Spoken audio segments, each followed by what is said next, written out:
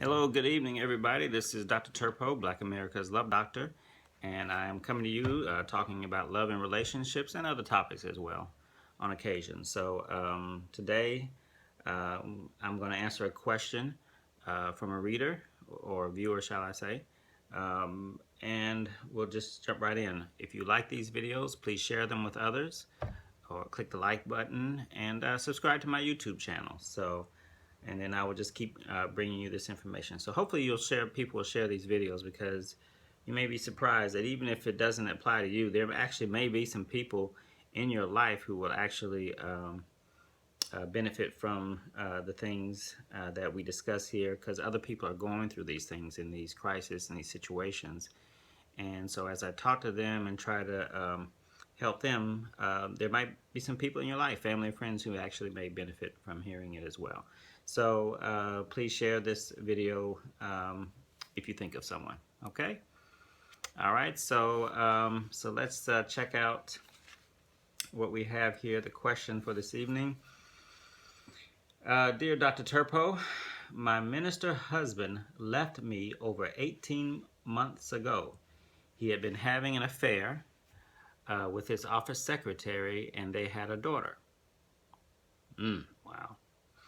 It was devastating for me. Since that time, I have joined a wonderful new church, and many blessings have been coming my way. One in particular is a Christian man I met casually 16 years ago. He has since re-entered my life. We have been seeing each other regularly. We seem to get along very well, have similar values, and equally yoked. My question is this. People always say that God will reveal to you your mate, for he knows the complete picture. However, how will I know if this is God's will? So, is this God's will? Is the question we have today, this evening. So let's dive into this.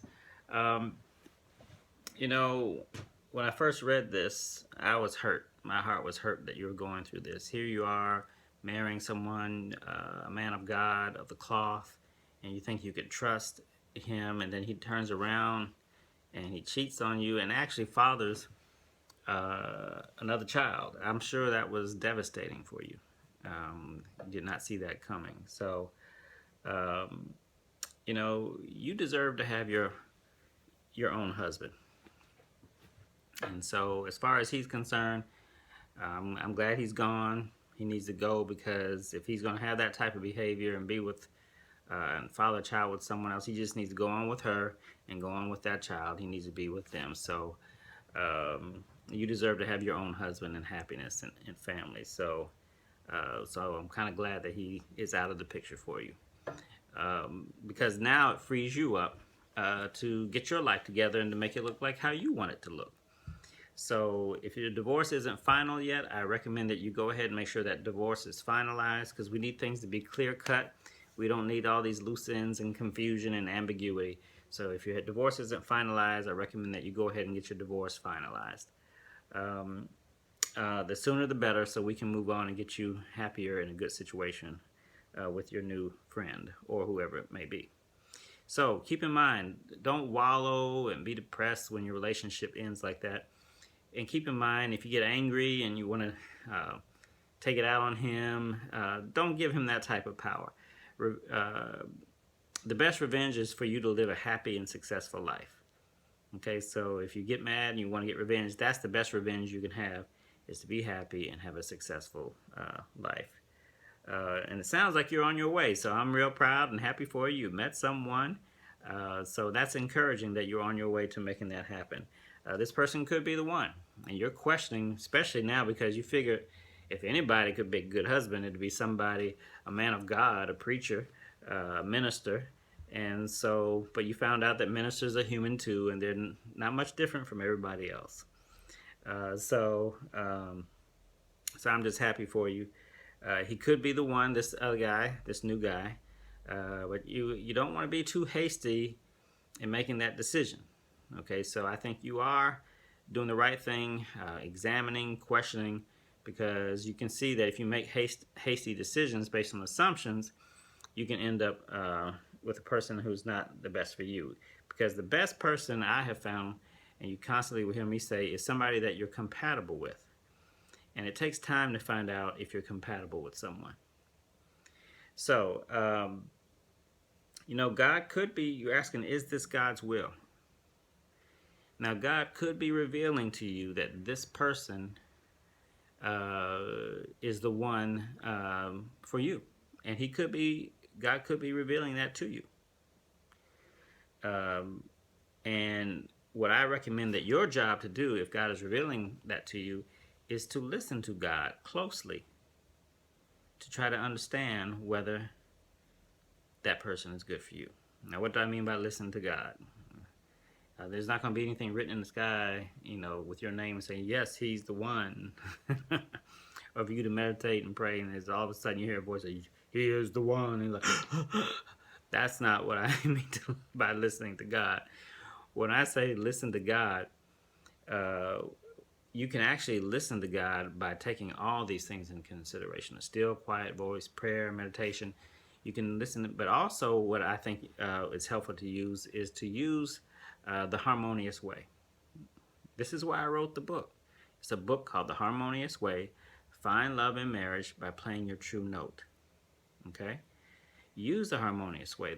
The harmonious way, let me explain to you. And I explained it in another video as well, the overall philosophy of it. But in your case, as far as written specifically, actually, not only the philosophy of how to make a good decision, it's also, the book is actually written for people trying to figure out if this is the right partner for you.